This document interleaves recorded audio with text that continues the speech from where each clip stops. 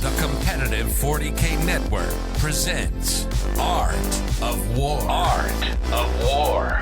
Strategy and tactics. Discussions with the best players on the planet. Now your host, Nick Nanavati. Hey everybody, welcome back to another episode of the Art of War podcast. I am joined by one of my oldest 40K friends, the oldest in length of time knowing him, of course, Andrew Gonyo. Good to be here, and I was waiting for that joke. I was like, which way is he going with this? I didn't go anywhere. I just clarifying the time that I've known you. Andrew and I go way back, obviously. He was captain Team America for, was it 4 years, Andrew? Captain for 3 and played for 3. Captain for 3, played for 3, and was on the winning U.S. team as my teammate. Good friend, good hobbyist, excellent person. Oftentimes winning best overalls or competing for them in all the biggest super majors. Today, we're going to talk about a story of a game that Andrew and I played. But before we actually get into that story, I need you guys to know that Andrew and I have had a record, a duel, a battle of wits that has transcended time. It's like years itself, in which Andrew's been besting me in the last few. So in the most recent, I have come for him. Yeah, I've never been more depressed when I've lost a game, because I think my winning streak for you was like, Tony told me this once years ago, and it was like, Nick hasn't beat you since 6th or 7th. And it's been like 8 years. Now, part of that was because I dodged you for like 4 or 5 years when I was real bad and you were much better. But let's ignore that for a minute. So this did break the streak, unfortunately. A streak is a streak. You had me for a long time. And you know, and now we just never the played. last game we played was 2018. It's been a minute. So but you've been hitting the scene. You've been on it. You were invited to the GW US Open finale. You did really well there. In general, you've been winning tournaments left, right, and center. Yeah, no, it's been fun. I think post-COVID, everyone kind of had a little bit of a come back to the hobby moment, and I really got a little bit more into the painting side even than I previously was. But it was fun, kind of like getting the wheels spinning again and knocking the rust off. And I'm pretty happy with where I've landed. I'm usually good for an X and 1 or something like that, and have all good games. So pretty happy with it. Yeah, no, absolutely. And that's why you're an exemplary person. I think why ultimately Games Workshop put you on their stream for an exhibition match. So that's ultimately what we're here to talk about, everybody. We are talking about the exhibition match that Andrew Gonyo and I played at the GW US Open Kansas City. We, in fact, played the wonderful World of 10th edition. I was playing Eldari versus Andrew's Astra Militarum. Really awesome game, really back and forth. We both learned a ton, and we're here to share it with you. Additionally, this is only part 1 of a 2-part conversation. So while part 1, we're going to go give you right here. We're going to go through our game in detail and our thoughts about it. Part 2 is the good stuff. That's for our patrons. You can subscribe at AoW40K.com. In part 2, Andrew and I are going to go on and extrapolate a little bit. We're going to figure out what the meta is, at least what we think it is. What's good, what's bad, what's left, what's right. We're going to all go back and forth, Andrew and I, picking our brains. So if you want the insider scoop of what's going on in that conversation, do us a favor and subscribe on AoW40K.com. All right, Andrew, tell me about this game that we played. Tell me about your perspective about it. Like, paint the picture for me. So, I mean, I've obviously I was thinking about this for a little while, and I had already chosen guard because, part of the choice of taking guard for me is one, it's probably the army I've played the most over the course of time in my 40K history since like the late 90s. I played it against you a lot, so once I knew I was playing you, I was like, it'd be pretty funny to play Blob Guard against Nick. This used to be a thing. It kind of could be a thing now. It really is. It's kind of a thing. It reminded me of that. Yeah, and I was bringing it because, I was also bringing guard to the tournament, so it was kind of an easy choice because I only had to bring like half of an additional army rather than the whole new one. And they're kind of nice. They're an interesting MSU thing.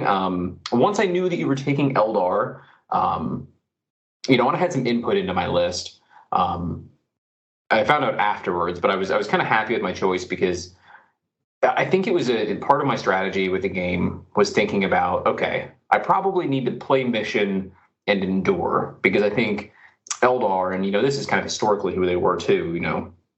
They arrogance only matched by the firepower of their guns, something like that. It's the quote. They're pretty killy. They've got a lot of power. And I think guard trying to just straight up out-muscle them, go to the center was probably going to land me in hot water. So my goal when I came into that was try and play towards mission and being a little more MSU-y. And I don't hate how it turned out. No, I think you did a pretty good job of that. You were in the mission for most of the game, pretty much. My perspective is a little bit different. I kind of got thrown into it by Mike on the call. Not to be so blunt with it, but basically he called me up. He was like, "Do you want to be in a really cool exhibition match?" And I was like, "That sounds awesome." And he's like, "What do you want to play?" And obviously at this point, I had no inclination of what was good, bad, or anything. So I was like, "I like Eldar, I like demons," and then he like wrote me an Eldar list. So I kind of just showed up, and here we are. But it took a little bit of time to read my data sheets, and man, fate dice are good. So that helped. Yes. Yeah. I think one of the cool things, my takeaway from the Eldar book at least, is I think it's a book that it has a lot of legs, and it's going to be fun for players. Yes, I know that, when some of the previews were done, people lost their mind over some of the powers of things, as in like the strength of things. But I think even from your list, you can kind of tell, like, it's hard to find a bad unit in that book. And there's a lot of flavor to a lot of them. So I think it's going to be interesting that, even if a couple things get toned down to bring it back, it's hard when you're doing a whole new meta to actually get things perfectly balanced. But even if some stuff gets toned down, I think there's so much variety in that book that it's going to be really interesting for players for a long time, because you had a whole smorgasbord of units. There wasn't a lot of doubling up. Yeah, I really liked my army. Just to kind of go through it, it's going off memory now, but I basically had a Farseer Skyrunner, a Foot Farseer, a Bike Warlock, a unit of 6 Shuriken Scatter Laser Jet Bikes, 10 Dire Avengers, 10 Scorpions, Garandris and Ajman joined to those, 2 units of 5 Rangers, 3 Solo Vipers Bright Lances, a Warwalker with a couple Bright Lances, 2 Solo Shadow Weavers, 2 Fire Prisms, those were awesome, and a unit of 10 Storm Guardians. Oh, and 2 units of 5 Spiders. So it was, like you said, it's a nice smorgasbord of an army. I think I had a Wave Serpent as well. I had a real battle force of a list. And from just playing it and maneuvering on the table, it very much felt like playing Eldar. It was fast. I was very powerful. I was maybe tough because fate dice were manipulative, so I could pass very critical saves to not die when I needed to, or when my opponent needed me to, rather. But in general, it very much played and felt like Eldar, which I enjoyed. It felt like your army was like trying to do guard stuff, right? You had like these artillery, you had Toraks, you had infantry, but I was really missing like the heavy firepower I'm used to seeing. Like there was no Wyverns, rather. Sorry, you had Bastion Wyverns, but there was no Leman Russes. Mm-hmm. Yeah, I mean, so when I tried to make it, I went for more of kind of like a mobile mixed arms list, because I thought it'd be fun to have like the Toraxes. In hindsight, I would have preferred Chimera, but because I think Flamers are really neat in this edition, which for Overwatch, which hasn't been a thing in a long time. It's kind of like when you said Azurman and Karandras. I mean, people know they exist, but when was the last time you saw one in a list? It's pretty cool. Yeah. Unfortunately, I got rid of a lot of my old guards, so I actually didn't have those models. I have some unpainted Chimeras, but I had gotten rid of all my old like Mechvec Chimeras from the when we first started playing, like 2008, 2009 time period. So I didn't have all of the models. Russes, they're currently so spammed. Let's just be honest. I mean, even my list, in ninth has 5 right now. That I was trying to shy away from that a little bit. There's also something odd about Russes, I think, when you're a guard player playing into a lot of a meta that's kind of unknown, because you are very susceptible. Like you're not going to out-mobile Eldar. They're going to get the first shot probably.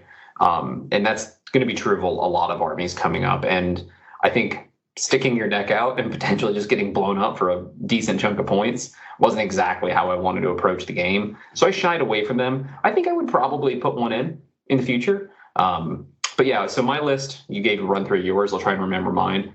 I had 2 units of mortars. I had 2 wyverns. I had 2 basilisk. I had 4 Toroks, each with a 10-man Deathcore Krieg unit with some special weapons, the good old 10-mans. 2 20-mans that I had with the same specials. I think I did like Melta Grenade Plasma, because that's what I had built. I'd probably put some Flamers in the future. Command squad for each one. One had a Primaris Psyker. One had a Gold Leontis. 5 Ratlings, who I loved. And then 6 Scout Sentinels that I think I'd put in units of 1, 2, 3. It worked out pretty well. I think the artillery was solid. I didn't love mortars, which might be the first time in 10 years I've said that. Especially playing against Eldar, right? Like this is the game where mortars are going to kill me.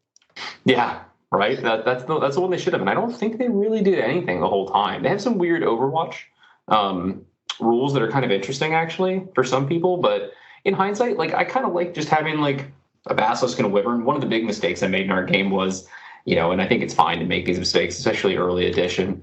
I forgot to put their penalty rules on you each time, and I think when you first chuck dice in a new edition, you have to kind of like not stress about it. And if you forget some of your rules, like, this would have helped me. Yeah.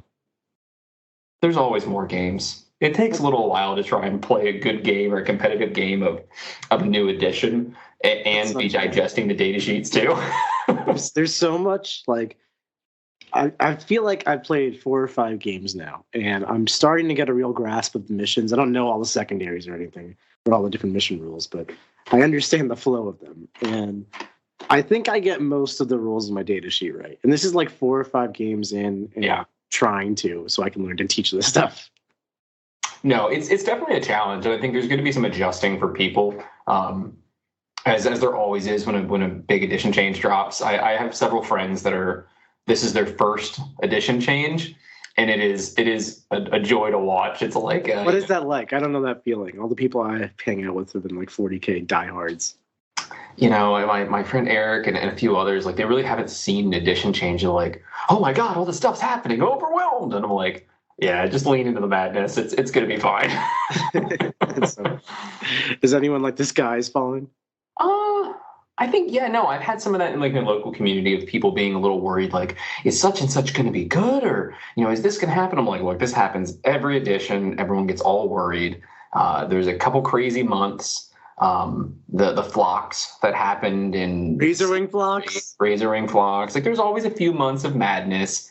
As when testing happens, there's a limited amount of time that can be dedicated to it, just with the production process. And there's a limited amount of time that happens, because there's only so many testers, right? There's not that many. As soon as you chuck that game into the wild, within like a day, there's probably been more games played in that day by like an order of magnitude than ever got tested. So some stuff does happen, right? And some of it, yes, should probably be caught a little better. Maybe no one's perfect, but I think when you look at it, you have a crazy 3 months, everything kind of settles down, and then we're back into the status quo of like a fairly solid game for the next 3 years or something like that. There's growing pains. I don't know. I'm never too worried about edition changes. It's kind of fun. It throws everything into chaos, and then you get to figure something new out. It's a cool process. Yeah, I love it personally, especially like when edition starts to get stale. Like 9th edition wasn't necessarily stale, but it was definitely kind of solved. Like the meta was relatively known. The missions were, these are the good secondaries. These are what you do for primary. You do that. So I really like the shakeup. The new missions seem wild. I mean, we played Servo Skulls. Talk about a mission. We were kicking the Servo Skulls back and forth. I haven't seen objectives move since the Relic. There's 3 of them.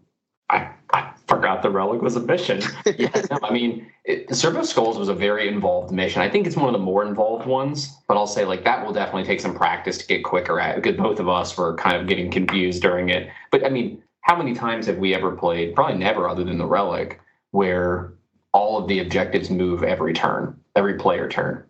So it's a lot, but at the same time, it creates like a really interactive push and pull, which is kind of nice. Where like you're kind of doing more stuff on your opponent's turn when you're trying to set things up. So that is a little more nice than like a really, really basic mission. Yeah, it's cool, especially since there's a different mission primary rule to go with every mission primary, and the objectives kind of rotate with your deployment map. It gives the game a lot of replayability, whereas it used to have 9 missions, which was an improvement over 6 missions, which was an improvement over 3. Like now we have like a lot of different ways to play 40K, which I genuinely really like.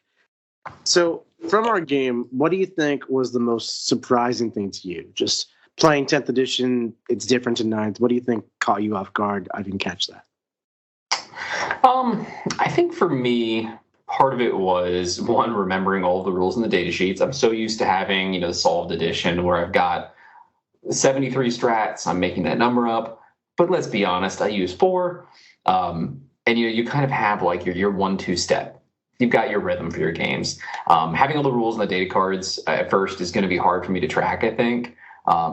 The mission, I know we just hit on it. That was the biggest thing to me. getting used to that flow of objectives moving, or there just being more involved stuff.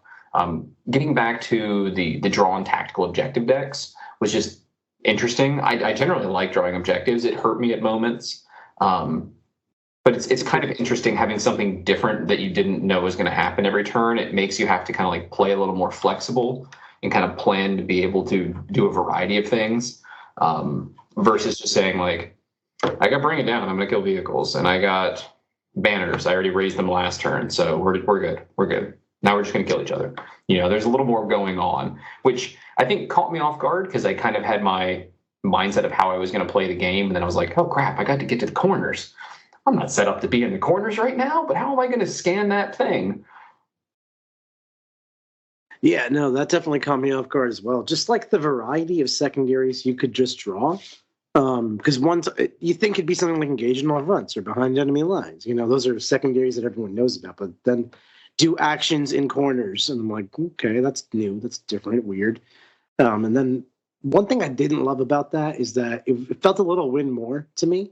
If you had board control and you were able to go stand wherever you wanted, look, I score points. And if you're losing and you're cowering, all of a sudden, I drew behind enemy lines. I drew capture enemy outpost. Even I was playing a game the other day and I was not winning. And I drew storm hostile objective. I'm like, I can't even do this. Yep, I drew that one against you, and it felt unfortunate because I think in one of my early turns, like turn 1 or 2, I got one that was like, be in his deployment zone. I was like, well, that's not happening. I just don't have the movement to get there. And then as soon as you took over board control on turn 3 and I was really pushed back, I started getting ones that were like flip objectives or be over here. And I was like, I have no way to get there. So these points are dead to me. Whereas everything that you draw started to get better. On the flip side of that, though, taking board control is a part of the game, right? And the more board control you have makes your secondaries easier. That probably does make sense. But yes, it can make a game run away a little bit, as we saw. I don't think that's necessarily a problem. Like you said, like it's a strategy-based war game. Like capturing the board is probably a big part of winning that game. I feel like sort of able to just score all your secondary points without capturing the board. It's kind of gamey in a way. Yeah, and if you think of any, like just completely other types of games, when you control more of the map or more of the resource generation in the game, it generally does spiral a bit, which is kind of the point. You're supposed to be jockeying for position on the board. And in some ways that's good, right? Because it helps tone down sometimes like really stationary, like spammy gun line, that sort of a thing. Because like they do have to come out and be in places or they're going to be sitting back, blowing you off the table and then go, oh, I got storm hostile objectives. Crap, I'm nowhere near them. Oh, I got being his deployment zone or being a bunch of different corners. I'm just in one corner shelling him. So, it might end up being a somewhat positive thing for forcing people to need to be in places with board control, because they might draw something that says, don't be standing at home. Yeah, I mean, without like a force organization chart, we just have rule of 3 basically keeping us in check. And it's really easy to make a sit there and table somebody gunline list, especially with the increased amounts of indirect fire. And the fact that board control and mission primary and secondaries actively want you to be flexible and go do things that are not just table your opponent. I think that's a great counterbalance in a way. For me, the most surprising thing was the mission caught me off guard, but I kind of expected that. Like, it was going to be wild. The thing that I didn't see coming was how much more involved your opponent's turn is. You like Overwatch or just counter moving. Like I had things like Phantasm to let me move during your turn. Things like Rapid Ingress is a stratagem. There's a lot of stratagems I'm seeing in these upcoming indexes that are, pick units up at the end of your opponent's turn and then put them back down or something. There's just so much more to do in your opponent's turn. It's both challenging in a new, exciting way because there's so many more dimensions to think about in the game, but it's also a little logistically challenging because it's like there's no more bathroom break during my opponent's movement at my Overwatch. Yeah, there's no more walking away and saying like, I trust you. You can go ahead and just do your movement phase. Tell me when you get to shooting. Your opponent's like, yes, please. Yeah, no, it's like, oh, the sequence of which I move my units matters now. That's so annoying. Yes. Like with an all-fly army, I figure I can just go where I go, but no. And Flag on Nerf, no. No, you're right. I mean, that was really interesting how involved you are. And I know I've been thinking about the like things like the rapid ingress and different versions that books have of that or modifications they do to it. And I shouldn't say books, indices, you know what I'm talking about. And I think it's really interesting. And I think that like that's going to be something that, you know, I'm calling it now and I'll be completely wrong and everyone can point to this and be like, what an idiot. That good players are able to kind of exploit more. I'm looking at rapid ingress and I'm just like, how can I use this? It looks so strong. Yeah, there's got to be some really interesting ways to like set screens in your opponent's turns or block things off they didn't realize were going to happen, or maybe you can come in and you have a heroic thing, or I don't know. There's some interesting plays probably for rapid ingress that I think are gonna come in the future, and I'm excited to see what people kind of figure out with them, and then to carry on their coattails as soon as they do. One of the things I haven't figured out how to utilize it for yet, but I'm imagining like after my opponent's done moving, I can probably find a spot 9 inches away that's just behind a wall. And if they don't have good indirect fire or anything, that's when my unit starts its next turn. That's awesome. Yeah. And then you've got to move from there and everything else. I think there's some really cool things with that. You know what I actually really like too that we should mention? The map. I actually really liked, I've always kind of been a proponent of, you know, the big squares that we have in the past season. You know, they're good. They give you places to stage, but they do get a bit stale because it's just 4 big blocks typically. And GW's done the best they can with that kind of thing to modify the layouts of them and provide enough blocking to play the game. I really like more pieces that are smaller. It creates more interesting fire lanes. It gets more dynamic, so it's less easy to just like plan like I always go to this corner and then I threaten these charges here. You know, so with you, the more smaller pieces is just has so many more dynamics to play around. Yeah, you can't hide giant things, but at the same time, you have like different places to stage units. It was interesting.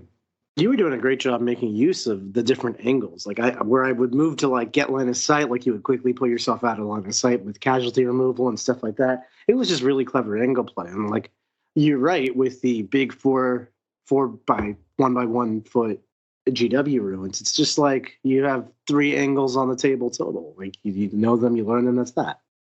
Yeah, and it gives you places to like reset your army, right? So like in the current one, if someone moves up into one of those 4 squares and like they have a really fast charging army with fly or something like that, they can just say like I'm going to charge whatever I want within 2 feet of me or something like that, and that's very hard to do anything about as an opponent.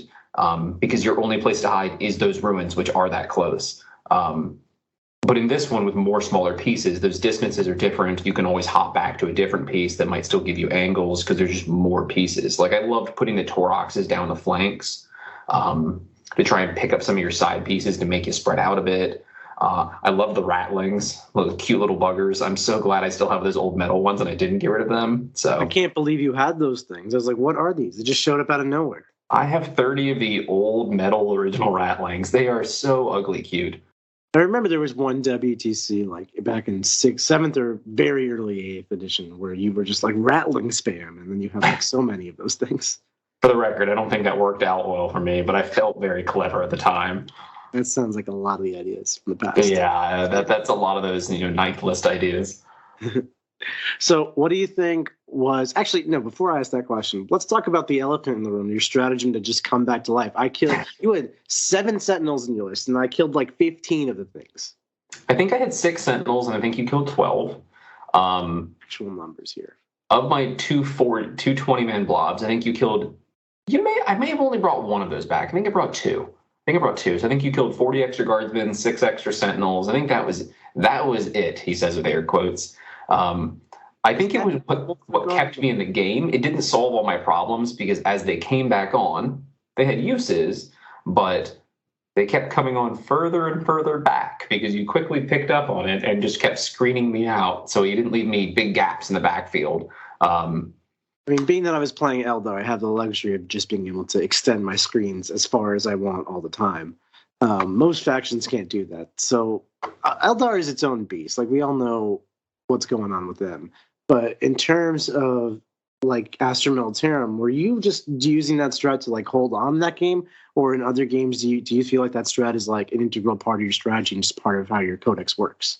I think it's both, right? In that game, it was definitely the ability to hold on. I was running out of bullets, so I needed more to fire. I needed more units to trade with you because you were just killing me so fast. So for that one, it was kind of holding me in there. And I think that there's some really interesting ways that you're going to play with it in the future, because like you may want to get a unit killed to reset it somewhere else, and your opponent may need to figure out that they should try and leave that big unit of guardsmen alive with a few, because if they don't, it might just reappear full strength in a different part of the board where they're not ready for it, right? Not everyone's as mobile as Eldar, as you said. So like if someone if against a lot of other players that maybe couldn't go down their sides as well and block things out, if that 20 man, now of course you do lose the characters and everything else. The thing that comes back on is not quite the thing that was. But if that would have just popped into someone's backfield, a lot of people put a lot of forward pressure in games, and then they leave backfields really open. Because how's your opponent going to get over there? Do they have a deep strike mechanic in the game? No, they have no reserves. But you kind of force your opponent to have to screen all game, because as soon as they kill something, it might just reappear in their backfield because of the way strat reserves works now. So it's kind of neat. You can actually show up out of strategic reserve any point in the game now. It doesn't have to be by turn 3. Yeah, and it was, I don't know. I mean, I think that they aren't that killy to concern me too much. I think those 20 mans flop a fair bit. But, if someone leaves a vulnerable flank or some backfield open, even just being able to just teleport across the board because you died is pretty great. So there's a lot of utility to that I think is going to go beyond just like, ooh, I got another killy unit back. I have so much free points. I think there's going to be like mobility that comes from it. Yeah, you're absolutely right. It's just like putting 20 more guardsmen in your backfield is not an impressive feat, but putting 20 guardsmen where it hurts or putting 3 sentinels where it hurts, that can be quite devastating. Like you even started to on turn 5. You outflanked 3 sentinels into my backfield because by turn 5 I finally ran out of some screens, and you tried to hit a Yellow 9 into a Farseer to steal a corner. Now, it didn't work out the way the scenario was set up, but had you hit that and then you rolled what you had rolled for your gambit, you literally would have scored 31 points that game. Yeah, I mean, so that one was weird. That was a result of me just not being familiar enough with the new charge mechanics, right? I think I had to hit like a massively long charge, and I think we both figured out that it was never going to be possible. I think it was a clever play. Maybe I'll pat myself on the back. It was definitely clever. It was like if my first year was maybe 2 inches closer to the corner, you would have had. Yeah, you needed to be an inch or two closer, because the way the charge worked, I had to you can't just intentionally run away from a charge and then just consolidate into a corner and be like, I'm here. You have to actually move to base people if you can. So that was where my downfall was. I was like, no, I'm still half a base out, and I can't move towards there after the combat's done, even if I win, because I have to go towards the objective, which is not in the corner. So it was a good idea that did not pan out, but it was still an interesting ability to make that play. Now, that play could have happened without having to be the backbone of a gambit, and it could have been really cool too, right? Like if you would have only had a Farseer, 5 Rangers, or something like that, or the demon armies that have 2 guys rubbing sticks together in the back because they want to throw everything at someone in 9th edition, and all of a sudden 20 guardsmen shows up in the back. They've either got to go backwards or they've got to lose their home objective, and there's a lot of issues to that. So I don't know. I think Guard are interesting. I don't think that they quite have the raw power maybe that Eldar do in some ways, but I think they have a lot of really interesting mission play. So it kind of goes both ways. And I probably, as I mentioned earlier on, not as many games get played in testing as get played on the first day of release. There will be some great Guard players that figure out a lot of stuff that I did not in my fever dream of trying to help out with that list and then play a game at midnight. That will come up with some really clever stuff that I never saw that will probably make Guard pretty cool. So hopefully I didn't do them too much shame in that first game, but I think there'll be more to come. No, I think you did a great job, especially going for the gambit. It was like an epic story timeline. They couldn't have written that better. Yeah, when they said you're going to go for the gambit, I was like, all of the serial skulls are in my deployment zone. Of course, I'm never scoring another point the other way. That's awesome.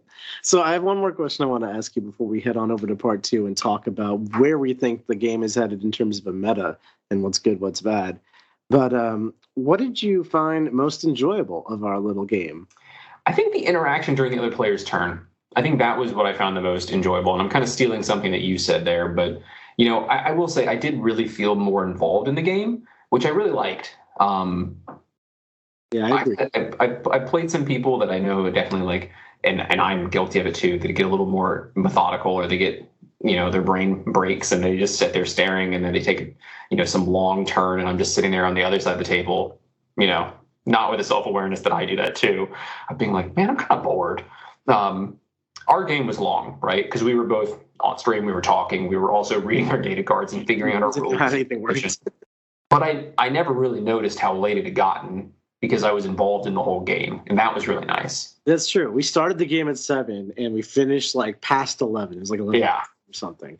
And I only checked right around 11 o'clock, and I was like, man, it's probably been more than 3 hours. Oh, it's been 4 and something. Wow. Okay. But time flies when you're having fun, as they say.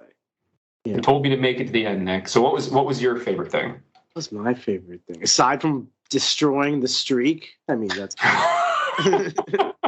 that's perfect. All right, everybody. You can learn how to destroy the streak all over with Andrew Gonyo in part 2. Check it out on AoW40k.com. That's our Patreon, and that's where we're going to go and discuss where we think the meta is headed with all of our vast knowledge of 10th edition. Thanks so much for listening, everybody, and we'll catch you next week. Like what you just listened to?